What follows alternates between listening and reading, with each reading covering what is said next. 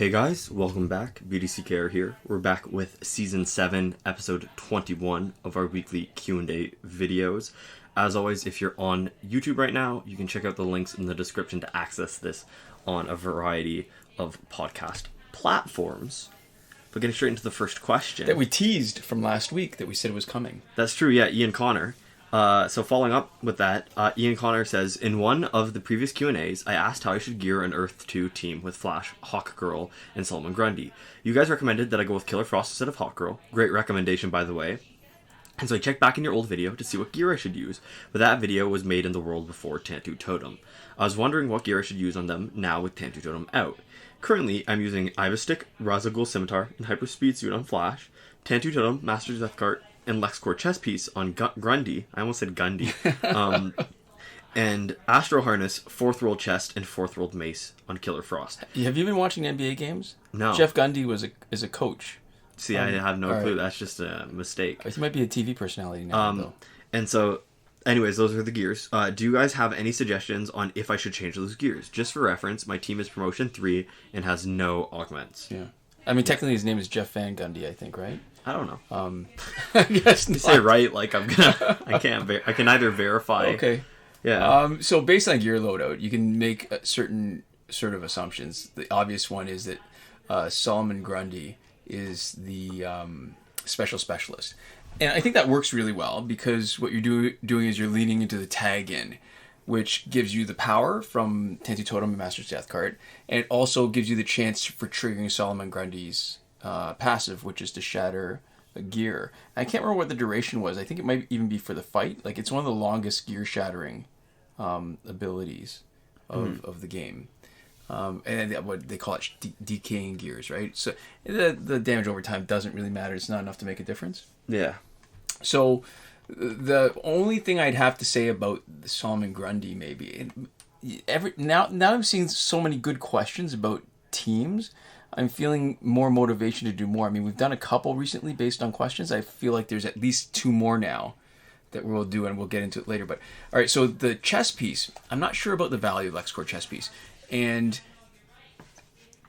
only because I think your specialist really damage output is the most important thing. So then people are probably thinking, so why do you put it on your Justice League team with New 52 Wonder Woman? Mm-hmm. We do that because when we're playing Phantom Zone, we need to satisfy the health steal task. So if you're putting it on for the same reason, then that makes sense. But in times when there's not Phantom Zone out, probably don't need it. Yeah, and if anything, it slows you down a little bit, right? Because if you give her a power gen gear, then she's almost guaranteed to have 2 bars unless you've got you face a power dampening team. And with power gen, one combo often can be enough to bring you to the 2nd bar of power. Yeah. So, in the way you gear Killer Frost, it looks like your tank. So she's got Astro Harness and a couple fourth world gears. So Astro Harness is never bad on a tank, but I think the problem with the 4th World Revive is that it takes 2 slots, and we've got alternatives now. So Necron Scythe works because it's only 1 slot and can increase damage with her special 2, which freezes and is unblockable, which is great. But the problem is that you need to knock out someone in order to get the revive out of the Scythe. But it has that extra benefit of boosted damage against frozen opponents. I think almost makes it worth it. It's just a question of whether you end up building the 2 bars of power. Yeah. And I guess that leaves Flash, right, as your basic damage dealer. And yeah, unless you're not running a basic damage dealer at all. Right. So that Ibistic, Razagul Scimitar, and Hyperspeed Suit. Okay, so because you don't have anybody else to do the job, right? The way it's set up. A basic damage dealer, you mean? Yeah, and you might run into the team just like yours. It dampens power, so it takes you a long time to generate it. Then it's an issue of gearing him to do the most damage, which isn't necessarily damage boosting gears. All right, so Hyperspeed Plated Suit I think is great. It doesn't boost basic damage, but the unblockable chance is almost as good when you're working with a basic damage dealer. 30% is pretty high. Yeah. And it's an ability that's only for the Flash. So you want to use the gears in the other 2 slots that will boost basic damage. So since So here's the thing: Razzle Goose Scimitar boosts basic damage, but it doesn't increase your crit chance, and that crit chance will help so much more. I mean, that's the reason why we push that in augmentations, right? Crit chance and crit damage. But to be fair, they're unaugmented characters, so they help some more, but it doesn't help nearly as much as it would if you had augmented that team. Right. So then, to me, proportionally, it's a lot less helpful. What you really want to do is increase crit chance. Yeah. More than. But if you think about it, actually, if you're using gear slots, in that case, a straight damage boost, a flat damage boost, actually might be more on average than just a crit chance or a crit damage increase. Why not do both? Yeah. So you can, there's a whole, I think 4 different gears that do that, right? Yeah. The same amount. So Promethean Longsword, Power to Screama Sticks, Blade of the War God. I feel like there's another Ankama. Mm-hmm. They all do that. So those are all good choices. But here's the thing. At least a couple members or on an Earth 2 team, there's a chance to stun on tag in because of Flash's passive. So you could actually go with Cloak of Destiny to boost all stunned damage. But since it doesn't stun every time, I think going with a just basic damage boosting gears that also increase crit chance. Yeah, like the ones you just mentioned. I think they're all really good options. And if you weren't augmented, maybe 2 of them, but if you are augmented and you don't need the full crit chance boost, then we like to stick in, like you see on the Flashpoint team currently, a basic damage boost with a secondary effect, like heal on Special 1. Mm-hmm, for sure. So I guess the thing is, on an Earth 2 team, even a partial one like that, you should have at least one of Cloak of Destiny or Necron Scythe on someone that's Earth 2, because when you stun, it feels a little cheap to only get like one free hit. Yeah, one free combo or for one special. Yeah. Well, you could really boost that damage, and really the problem is it doesn't happen often enough, but there's something to be said about just the satisfaction of how it plays instead of always going for speed like we do with the Flashpoint. That's optional, but is recommended for fun. Yeah.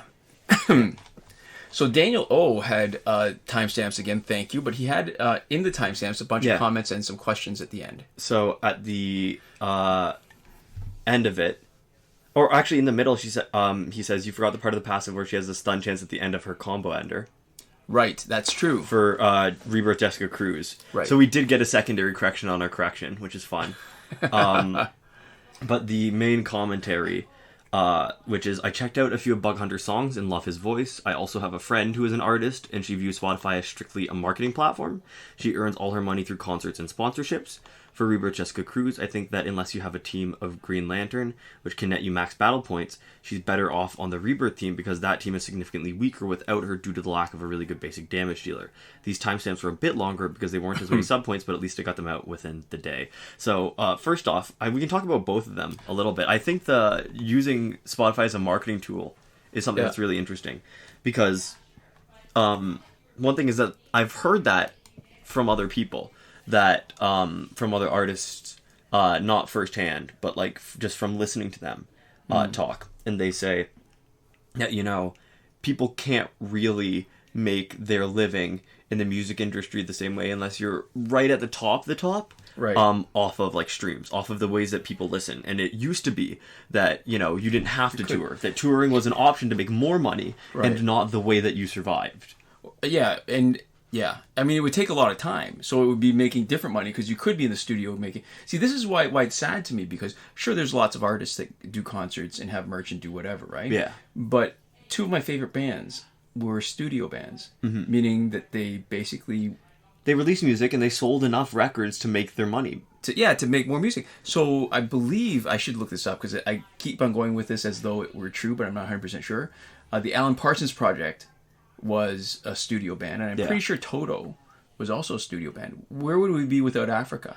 Yeah. Where would we be without Eye in the Sky or Don't Answer Me? I would not have a ringtone for my phone if we did not have Don't Answer Me. Mm-hmm. But yeah, so I think that's really interesting, and something that is not how things used to be. And I think that also sort of is just how it works in a lot of spaces now with streaming content. Like, if we were trying to make money from this, if this was supposed to be a primarily profit-gathering thing where even if we were trying to, for example, like make minimum wage from this, right? Right. We would have to look to sources external from just YouTube ad revenue for the Yes. time versus money. And there are some people who can make more money with YouTube ad revenue than we do, obviously. But a lot of bigger channels also have a lot more expenses, and we find sort of the same thing with them where they don't, when you scale up to a lot bigger audiences, you also tend to scale up in terms of cost and time and effort going into each piece of content. And you run into sort of that same issue where if you're doing this as a career, it doesn't ever make sense to only have YouTube ad revenue as your primary support. In the same way with music now, you can't just do it from Spotify. So this is why. All right, so it's interesting to me because in my mind, it always felt like YouTube was sort of social media to me, right? Yeah.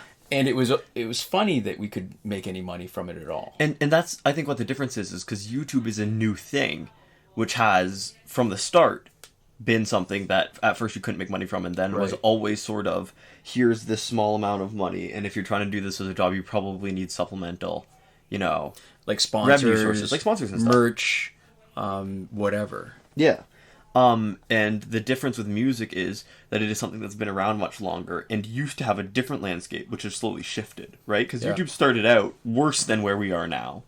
Or, it started out worse than where we are now, where you literally just couldn't make money from it, right? I don't even remember that, yeah. Early YouTube was not monetized, right? There was no monetization sort of options. Middle YouTube, there was more broad-based monetization. Yeah, it was actually a little better. Everybody could. Now it's bad again because there's limitations, right? There's requirements that you have to have at least 4,000 hours a year.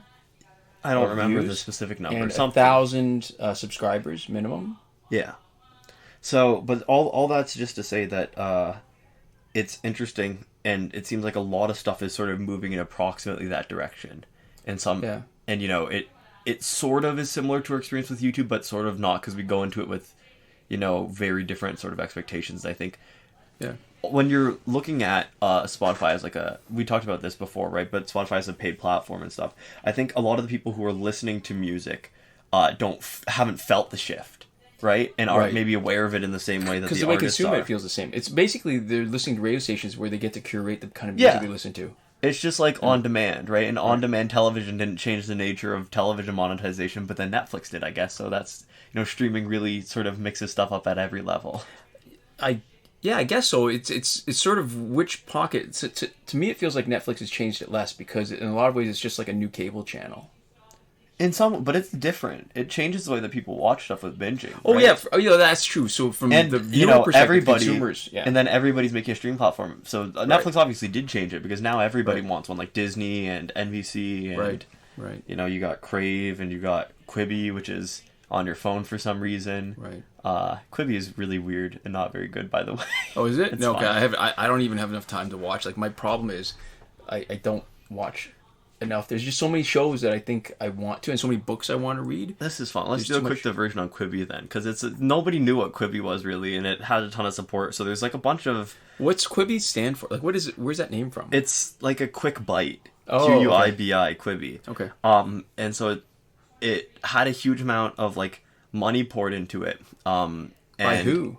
I forget who. It's some out of touch, like old TV exec or something, or but so there's a ton of money went into it, and it's a streaming platform for 10-minute or less content that can only be watched on your phone, and its whole shtick is that it has seamless viewing in either portrait or landscape, and by seamless viewing they mean they'll zoom in on just only sort of what they deem the important part to see in portrait is, and a lot of times you end up losing like a ton of background information, and like the scene composition is just like a weird like cropped version of the original. Right. And it's not very good, and a lot of people have made fun of it because it's fundamentally trying to break into a market, which is like that in between time, like the time that people normally like spend scrolling like social media stuff. They're like, you could be watching more things that are similar to network television, and it turns out that nobody really wants that. And I still get a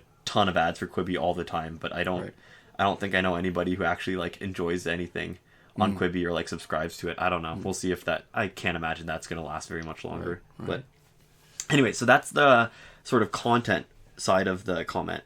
And then the second half, which I'll read again just to quickly remind people. Okay, sure. Which is for Rebirth Jessica Cruz. I think that unless you have a team of Green Lantern, which can net you max battle point, she's better off in a Rebirth team because that team is significantly weaker without her due to lack of really good basic damage dealer. All right, That's the so comment. I do want to point out that it's actually a really good second correction because they don't. Her passive isn't described as a stun. I think what it does is Kilowog. Again, I probably should have made notes or looked this up right before. Kilowog does something like a stasis field or something. Yeah. And it effectively works like a stun. So any kind of stun benefits, if you had Cloak of Destiny on her, you would boost the damage. So that's actually a really good point. But her how good she is independent of whether she's on a Rebirth team, even though she's called Rebirth Jessica Cruz. And part of me wants to call her Jessica Cruz Green Lantern, and I can't at this point. I can't even remember whether at some point they changed the name, like they did with like New 52 Wonder Woman. It used to be Justice League Wonder Woman, and they changed the name on her. It's fine. It doesn't really matter. Yeah, no, it doesn't. So about the so this is an interesting framing of it because so why does it matter to have a bunch of Rebirth characters together if most of them have passives that have nothing to do with each other, right? So then it becomes an issue if you're going to make a here air quotes Rebirth team, then the only issue is, are you using Wally West? Because if you don't use Wally West, he's the only one that actually benefits from having other Rebirth characters. Yeah. And if you're not using Wally West, you could use anybody as your basic damage dealer, and it would be Rebirth in name only. And the other point, which I like actually, the point of potentially not having Green Lantern team that has high enough stats to get max battle point, it actually gets that team that doesn't have enough of two other Green Lanterns, it gets worse when you take Jessica Cruz away. Yeah. The Rebirth team maybe gets worse when you take Jessica Cruz away, but only because of Jessica Cruz's benefits, not because there's a huge amount of synergy. So you could slot in any other basic damage dealer on that team. You don't need Jessica Cruz. It only gets worse if you don't put in somebody good. Right. So if you reframe the question like this, so you've got some Green Lanterns that you don't want to use, they give you low battle points, and a Rebirth team that is really good with Raven, Wally West, and Jessica Cruz, but only Wally West is improved by Jessica Cruz. By swapping Jessica Cruz into the Green Lantern team, now you've got a Green Lantern team that may not be max battle points, but it's a huge amount better with Jessica Cruz, where she can solo the fights because her special twos are so good. Yeah. And then a Rebirth team that's a little bit worse because Wally West doesn't dodge as much, but you slot in another person who's a good basic damage dealer. And you can probably still manage everything. It's another one of those things where it probably doesn't make enough of a difference that you're going to be losing fights that you would have otherwise won. Right. So it's not... It's on paper maybe worse, slightly. And what really separates Jessica Cruz, right, is her, as a basic damage dealer, is her combo ender. And because combo enders don't trigger all the time, it's that effect is enough to make her really good. So multiple hits and a chance at stun makes her really good, but it's not enough to make her great. It would make her great if she could more consistently trigger her passive on her basics. Yeah. And here's maybe another way to think about it too. So if you've got a Rebirth team, and Rebirth again in air quotes, because they're a team in name only, if that team is weak unless you add Jessica Cruz, maybe the problem is with the other Rebirth characters, and that we shouldn't be struggling so hard to find a use for them and to make them a team because they happen to name them all Rebirth. Yeah. So here's the other thing. So this is another teaser. Hopefully we'll get it done soon. But we've got a team already. It's a Rebirth team with an alternative to Jessica Cruz, and I think it would be kind of cool if people would want to guess who would be a good alternative. Because it's probably not who you expect. Mm-hmm. And I think it's in some ways it's better, and it may not be the team composition you expect either, because there's a general principle of basic damage dealer, tank, and special specialist. And in general, that's the way you have to do things. But if you know what you're doing, then you can play around with that and maybe remove one of them if you do enough with the sort of the swap out character to make up for lacking it. Yeah. So guesses in the comments, and maybe we'll figure out some sort of recognition for if somebody gets it right. Sure. Okay. So there we go. Our next question is from commenter Johnny Sins, who will be talking about that name a little bit later. But so this was the question we actually addressed in the video from 2 days ago. Yeah, so we won't spend too long talking about it because we did a whole other video just for it. But it's, hey BDCKR, what are your thoughts on swapping Batman and Aquaman's roles on the Flashpoint team? Batman characters can shatter multiple pieces of gear with their special one, so you'd have a much higher chance of shattering Astro Harness and speeding up fights. Also, when you consider how people normally structure teams, I commonly see tanks in the first spot. Since Batman's specials can disable healing, you can easily finish them off with Deathstroke without much difficulty. This will most likely be helpful against characters like Raven/Prime or Black Knight Flash. Aquaman's basic attacks are faster and easy to juggle with, so he is more than capable of being the basic damage dealer. The largest drawback I see is that you don't get the benefit of bleed that Aquaman gives, but the pros outweigh the cons in my opinion. It is also worth mentioning that since Batman doesn't need the Quake engine, he has a free gear spot to use any way you want. So the reason why we're reading this question again too is because we're demonstrating that same idea of the team for a bigger part of it, because I think theory is always good.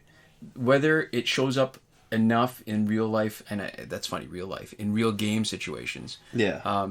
You have to sort of put in, it's like with weightlifting, you got to put in your time under the bar, because if you don't just spend a bunch of time playing it, you don't really get a sense of it whether it's any better. I think we get a sense here that it does make a little bit of a difference, but not enough to be obviously better than the other team. Although the one element that I really like is the idea of having Necron Scythe on your Ra's al Ghul guy who's going to be doing the special at the beginning, because even though it doesn't happen often, maybe 1 in 10 to 1 in 20 times, killing Joker in the first slot, don't have to worry. Yeah. Just totally wipe him out. It's not going to endanger your game. And you'll have another meat shield because of that when the teammates tag in with 3 bars of power for a super. Mm-hmm. So there we go. But I think the important part, because we've already demonstrated that in a lot more detail, we have a question and then a follow-up that I really like, or a comment. And so Your Young Soviet says, in the description, it says, thank you to viewer Johnny Sins, when Johnny Sins is a porn star. And then Cheese Mountain comments and says, Johnny Sins is a doctor and an astronaut, not a porn star. Okay, I have to plead ignorance. Okay, yeah. So I had no idea. So, yeah, I didn't know either. But what's funny is, so obviously we get a lot of names that don't signal actual people's names, like Young Soviet and Cheese Mountain, the 2 people in this exchange. That's obviously nobody's Christian names, right? And I mean the last name Sins, or given names, God-given names. That's true. I don't even evoke God. I don't know why I'm evoking that. Yeah, they're legal names. They're legal names. Yeah. But Johnny Sins, the last name Sins, if we took time to stop and think about it, it doesn't sound like anybody's actual last name, probably. Yeah. But it's more sort of in the structure of somebody's actual name, and we just know the commenters. Like, when you see Obi-Wan Kenobi with 500 subscribers, we know what they're referencing specifically. Right. And we don't always. What I really like here, though, is the funny, the follow-up, a doctor and an astronaut, not a porn star, because we talked a little bit about this, and you wanted to save it for the video when I was talking too much about it. Right. But there's this whole, set of, memes and, jokes surrounding the terrible acting in porn.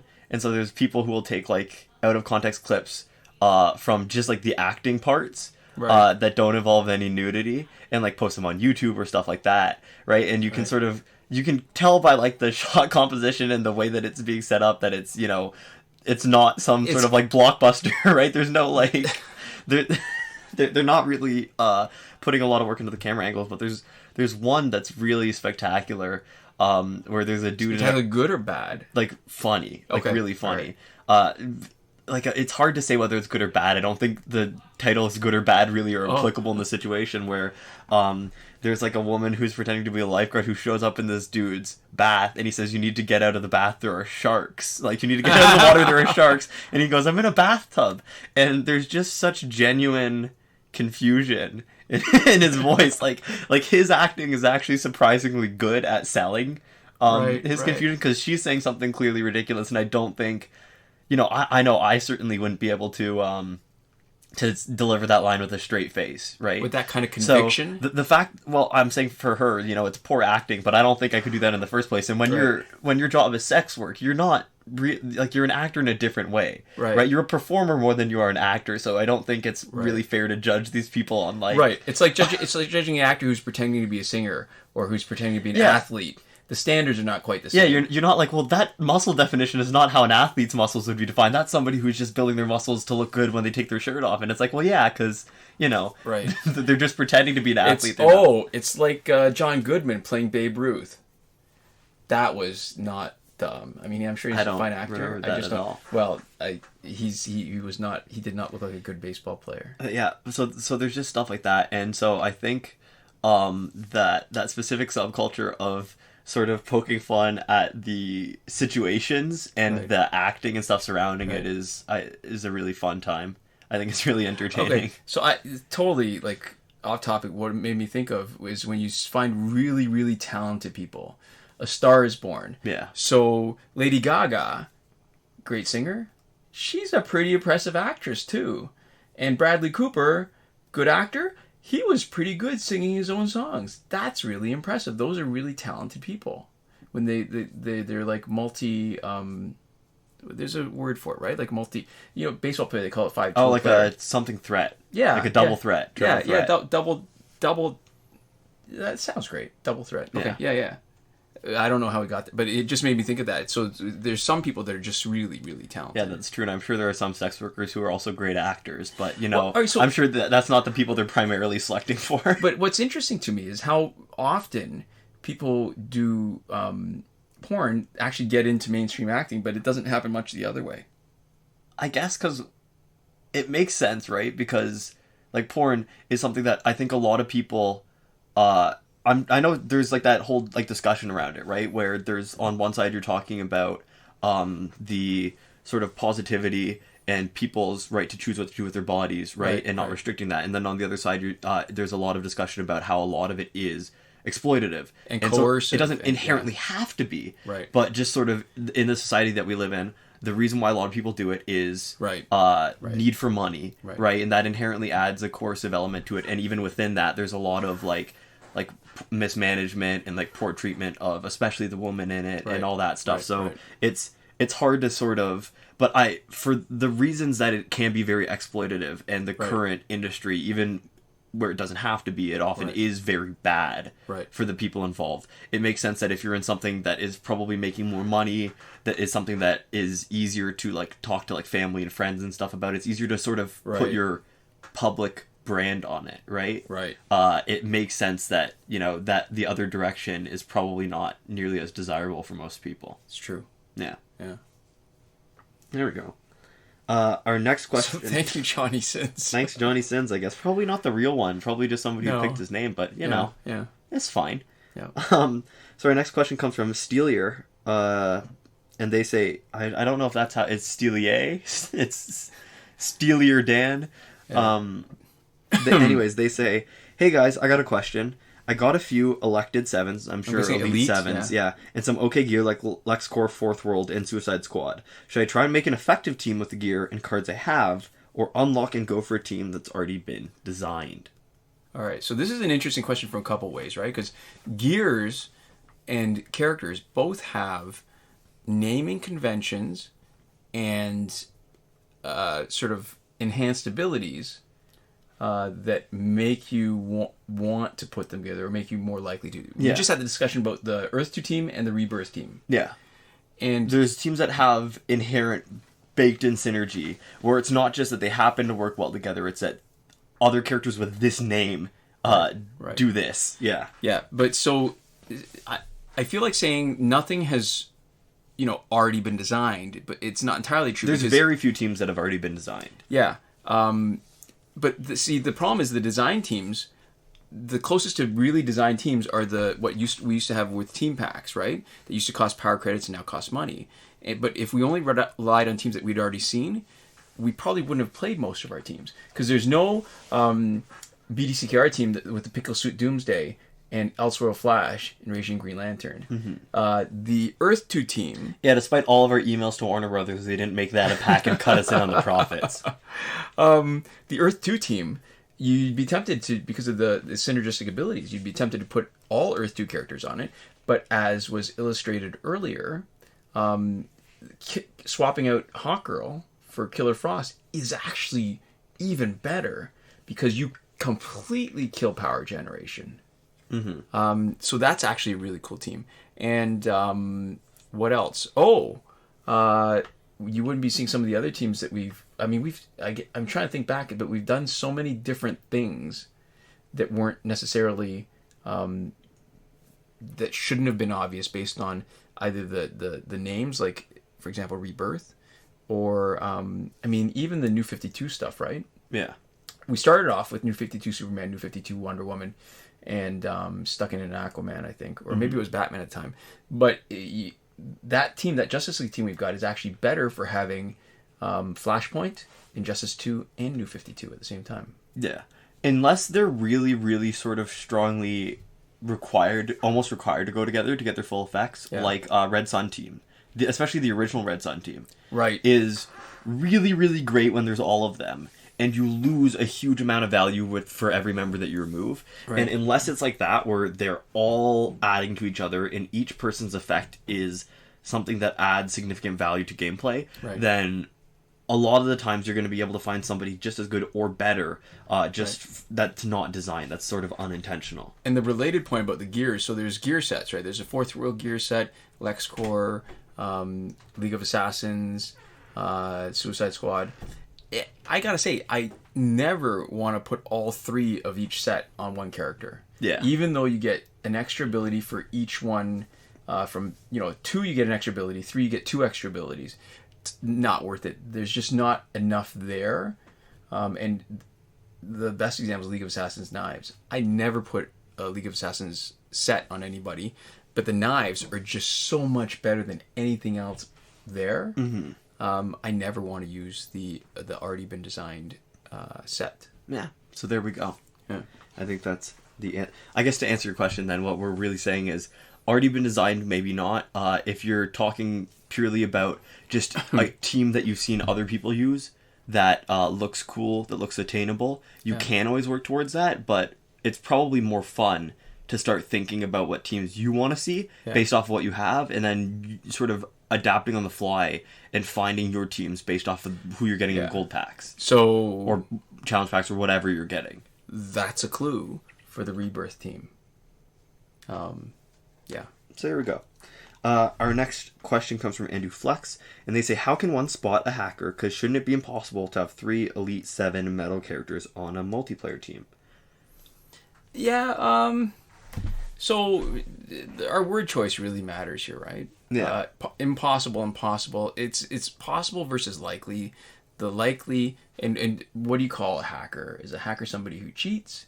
Is it somebody who actually hacks and does something impossible? Is it somebody who modifies game files? Is it somebody who uses glitches? Is it somebody who is getting the value of in-app purchases without paying for them? Right. Like those, because those all result in very different looking accounts. So I will say with some confidence, but not 100%, that anybody with an E7 metal character is a cheater at some level. The likelihood of somebody spending that kind of money to get there is so unlikely. With a full E7 team, even. Yeah. Is what we're talking about here. I think that there's nobody spending tens of thousands of dollars in order to get an Elite 7 for a metal character on a game that hasn't had an update in more than a year. Yeah. So it's very, very unlikely.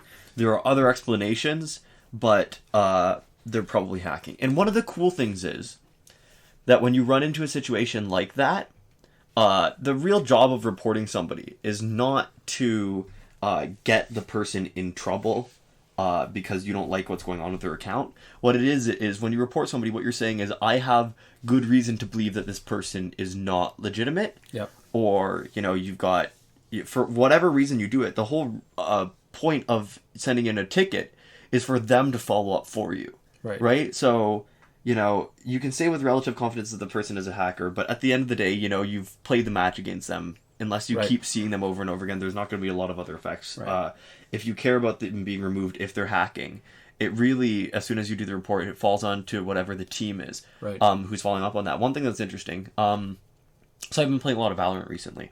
And one thing that Riot did very recently is they added the feature where when they follow through on one of your reports, they'll tell you. They'll send you a little email being like, a report, like, we have taken action against somebody that you reported. basically. Right. And they don't give you like their username or whatever. It's not like this person specifically it turns out to be a real piece of crap and you said that he was saying hate speech and he definitely was. Right. But they just let you know that it's just feedback to show that you're listening. And so, you know, I report people every once in a while. I don't report anybody, I think, for unreasonable reasons. Anything that is a slur, if somebody says a slur, I report them. Right. If people are cussing each other out and being really rude, I'm fine with that. Like, Yeah. I don't always enjoy it. I don't like, you know, having that be sort of my play experience. Right. But I don't think that's worth reporting somebody over. Right. So it's Right. whenever somebody says something that's very unambiguously a word that nobody should be using, period. Right. Then that gives a report. And then every once in a while, if somebody is playing really suspiciously, you know, I report them for suspicious behavior like cheating. Right. And I understand that there's a chance that maybe they're just really good and they know something. There's some skill that they're using that I don't have, right? And they're not actually cheating. But I think the cool thing with Valorant and the unfortunate sort of thing with the state of the moderation right now with Injustice is that I sort of trust that they're going to do that follow-up.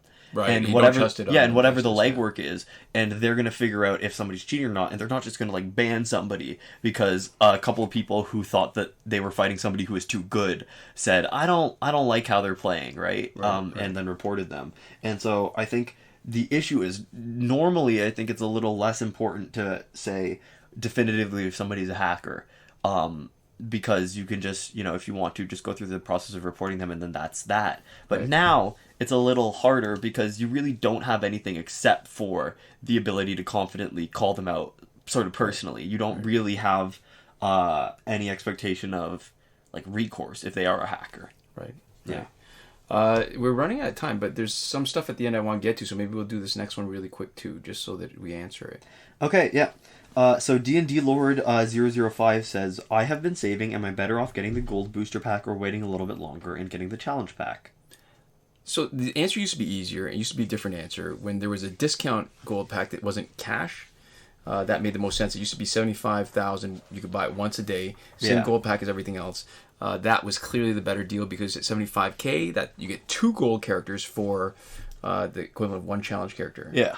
But totally worth it. Now, there's a lot of power creep, so the challenge characters have been getting steadily better than the gold characters that you get in the packs. And there's no discount gold pack anymore, so the valuation is a lot different. So it's probably the challenge packs now, honestly. Yep. The main problem still is that there's too many characters in challenge pack, and it's harder to directly promote. But because they are often very powerful, it sort of balances out, and then you get a lot more variety and just sort of killer characters. And you also have a sort of wider disparity in terms of stats that you get. So you have the opportunity to open something really special in a challenge pack. That's true. In a way that you don't as much in the gold pack. Right. Yeah. Right. So, yeah, we've got sort of 2 related comments, different tones. Yeah. But the second one nicer than the first one. But so we have, first off, a comment from Triforce Goon. You guys aren't even Americans, so SDFU, your points are invalid. And a second comment from Lawrence Young. And this is for whether or not we should like remove comments when they're in like bad faith, right? Yeah. And they've used a different term for bad faith here that I still sort of like, which is dog crap in this context is solely based on your opinion and perspective. I like your guys' videos, but if you don't want the right commenting on your videos, then stop talking about politics. Whereas if you want to, then you should allow such comments whether you like them or not. I don't stick up for free speech because I'm the right, because I'm not. I would just as much stick up for the free speech of the left. However, perhaps your Canadian standards are different. So 2 ones that sort of bring our nationality into the conversation. They're intertwined in a funky way. It's not just the one point, right? They intersect in really interesting ways. Yeah. So I feel like our points are probably more valid for being an outside observer without, as they say, having any skin in the game. Yeah. And there's sort of the 2 standstill on this, where I think on one hand, when people are talking about what's best for themselves, it is true that when you have a group that is not involved at all, you sometimes end up with people saying, doing things that aren't as informed. Right. So, you know, you talk about having like men in the, so, like men legislating women's bodies in terms of like abortion, right, and different stuff like that, and you can often run into issues, right? Or when you look at like much more wealthy people, like figuring out what like social support networks should look like Right. for people without resources. You find them going like, they don't need very much, Right. And so there are definitely, we're not saying generally that people without stake are better at discussing Right. other people. But when you've got a conflict and you're trying to figure out which side is actually more in the right and which side is more in the wrong, Yeah. I think having an outside perspective actually helps, because when you're invested in it in a way where one outcome makes a huge difference to you personally, Yeah. it colors your ability to be objective. And also when we're talking about sort of politics and positions in the abstract, it's very different, right? Because when we're talking about like women's bodies, we as men don't have any insight except for what people tell us. Right. Everybody is involved in political systems. Everybody knows what these structures look like, and everybody is a part of them. So we are not participating directly in that political structure in the U.S., but we do have actually relevant experience and like lived experience and knowledge that is actually relevant and applicable and does let us sort of look at this, what's happening there. Right. Even without being directly immersed in it. So the second comment from Lawrence Young is a little bit meatier, and it's interesting because I think there's a funny thing that some Americans do, which is push it's almost like a fetish for the First and Second Amendment rights. Definitely American things. It's not like a Canadian thing to have amendments to our Constitution. Yeah. And I want to point out, because it feels like people are always talking around it without actually getting to the nuts and bolts of it. So the First Amendment of the American Constitution is: Congress shall make no law respecting an establishment of religion, or prohibiting the free speech thereof, or the free exercise thereof, or abridging the freedom of speech or of the press, or the right of the people peaceably to assemble and to petition the government for redress of grievances. Yeah. And I think first off, like, this is not particularly controversial. I am also very pro free speech, especially political speech. I think people should have the right to voice their opinions, right? And free speech doesn't cover hate speech, right? So my issues with with when people are saying things unimpeded are when they're causing harm to other individuals. And outside of those circumstances, like, even if it's just something that I don't like to hear, if it's not harmful speech, I don't think there should be any punishment for it. And I think even like ambiguously harmful speech, if you're not in like a specific position of power, I don't think is an issue. So like ambiguously harmful speech, if somebody's like a climate change denier, that's causing harm. Right? Yes. Either directly or indirectly. Yes. I think people should be allowed to be climate change deniers if they are, like, as individuals. I think you can't force somebody's beliefs, and you can't force people to not share their beliefs, right? So that's something where, even though I think they're wrong and they're causing harm, even in some of those cases, I'm fine with people voicing their opinions, even though I wish they had better opinions. But even before we get to the quality of the stuff, I think there's a distinction that has to happen. Where we talk, it's talking about government, right? Not private entities. Yeah. Whether the private entity is us or YouTube, it's not even legal. It's just when you care about free speech and it has nothing to do with the government, it's really just a personal belief, right? So in a lot of ways it doesn't apply. So it makes me think of all those times where people, say, debate me, right? Or convince me otherwise, or whatever, right? I mean, a lot of times it's just not worth the energy. I mean, that's the whole idea of bad faith. Yeah. The arguments are recycled junk. There's no willingness to consider ideas, and whatever strategies are used to keep on arguing, whether it's shifting goalposts, the Gish Gallop, which is the idea where you overwhelm somebody with so many bad faith arguments that the time it takes to refute all of them sort of muddies all the waters. Yeah. Straw man arguments. It really is BS, right? Because people are happy to say freedom of speech when they feel like not enough people are listening to them, but they aren't willing to cry First Amendment when protesters are actually having their rights trampled by the government, because that's literally in the First Amendment. Yeah, and I think one of the other things that we should note with us personally, in terms of how we like moderate our comments, we have historically engaged actually a lot more with people who disagree with us than people who agree with us, right? Because we don't have a lot to say on those comments. Right. And we've also... we are great. Thank you. Yeah, I'm glad you agree with us. Everybody's right. Except for the people who dislike us, and those people are always wrong, right? We don't, go through that. And we've had people who disagree with us pretty consistently, and in some cases pretty fundamentally, and have respectful conversations with us, right, and who are actually, trying to be convincing and right, be convinced, right? Right. In equal measure when there are appropriate points being made, who want to hear what we have to say because they're actually engaged in hearing Right. a different opinion. And we, I think, respond in kind, and we actually do want to hear people who don't just agree with us. Right. Good faith, bad faith. Yeah. Right. And that's, again, it is totally the dog poop in your carpet. But if, and you're right, everything is filtered through our own views. Everything does involve a certain amount of personal perspective, because obviously anytime somebody else is saying something, on some level they think it's something worth saying, right? Whether or not they 100% believe everything they say, right? People don't have to, but they think it's something worth saying. They think it is a comment. They choose to type it in and post it when it's a lot easier to not comment than it is to comment. But if we don't like it, we think it's crap, and we also think it's maybe like rude or bad faith. Like there's so many times when you hear somebody's share their opinion and it's terrible, and you go, wow, I really wish I had a non-confrontational way to shut that person up.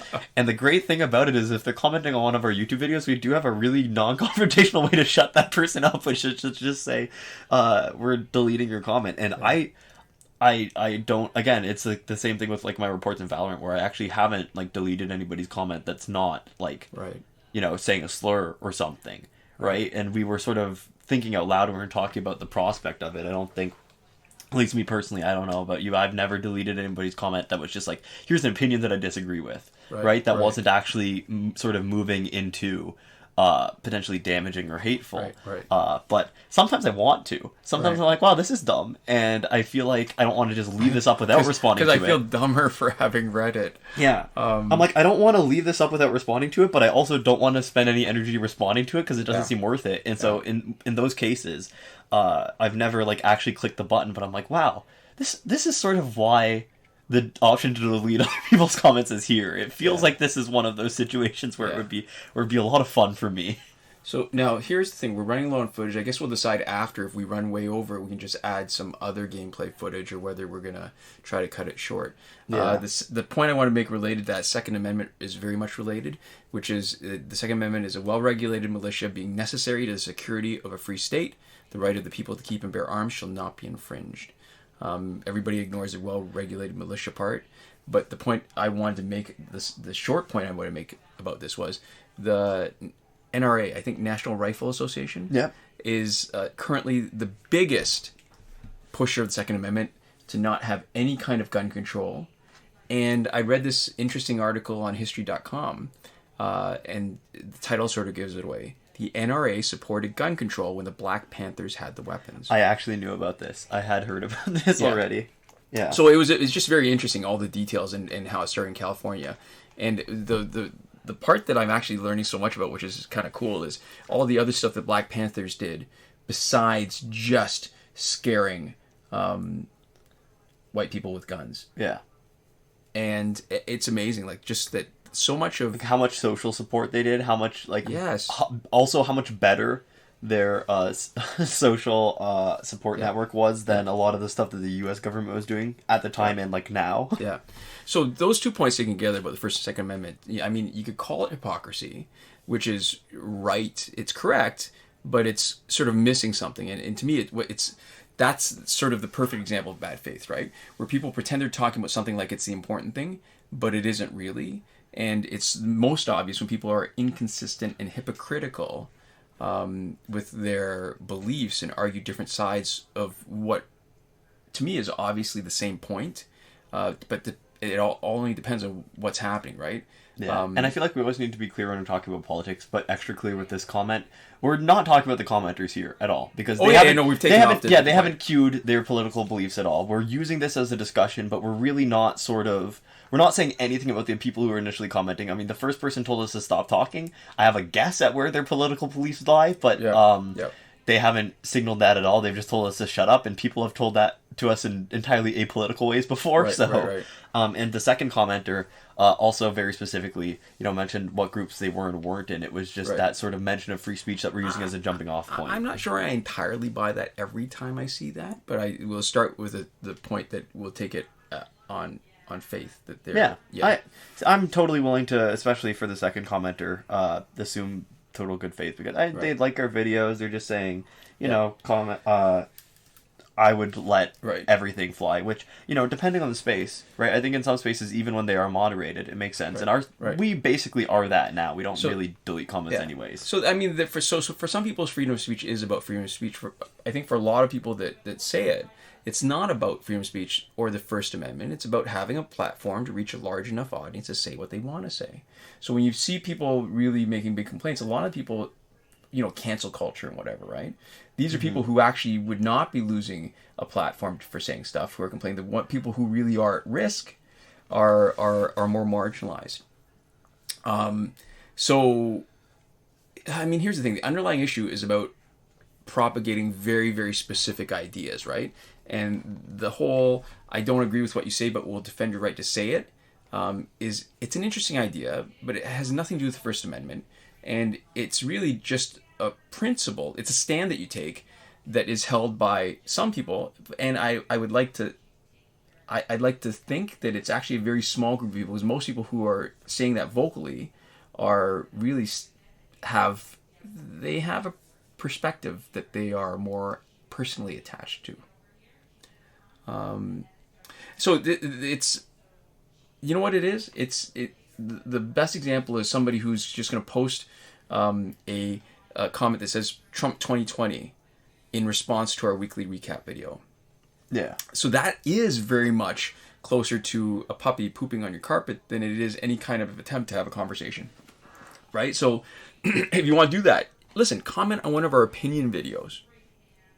Recap. I think that's the wrong place.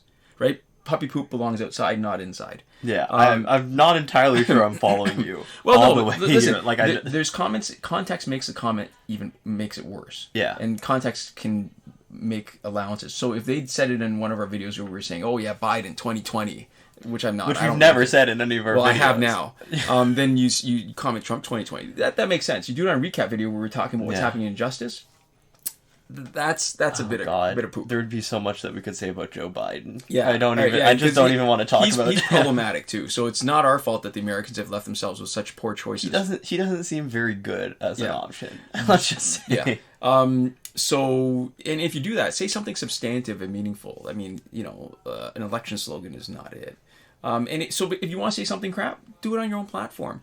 I mean, if somebody wants to make the argument that YouTube allows comments, so it's intended to be a conversation, if you're going to take that, then YouTube also allows us to delete comments and block specific commenters. So it's also intended for us to be able to curate the things that we want to have show up on our channel. Yeah. So there we go. Again, this is one of those where I'm not 100% sure we reached exactly point. Sometimes when we talk about these things, we end off on what feels like a really good button.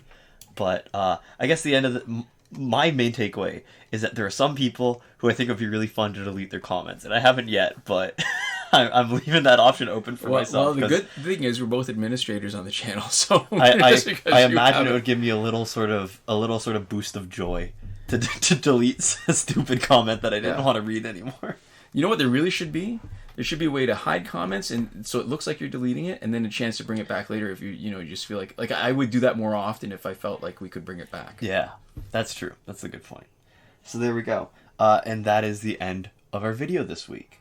So we'd like to say some things to some people. First off, shout out to Eliza. I saw the sign. Caton, it opened up her eyes. She saw the sign. Ace of Base. Yeah, this shout out has been brought to you by the album Happy Nation, released by Ace of Base in 1992. Oh, wow.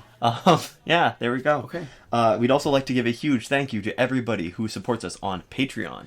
That would be Consul Peasant and Edwoon at the Last Word tier, Mohammed Albshaiti at the Your Message Here tier, Shawn Farrell, Daniel Simonson, Aaron Maule, Michael DeVries, Brandon C., and Irvin Ruiz, who support us on the credited level, and Chris Wolf, Scarlet Danny, Awesome Gamer 241, and Pavu RS at the gratitude level. Yeah. So thank you guys so much for listening or watching, and we'll see you next time. Komoda.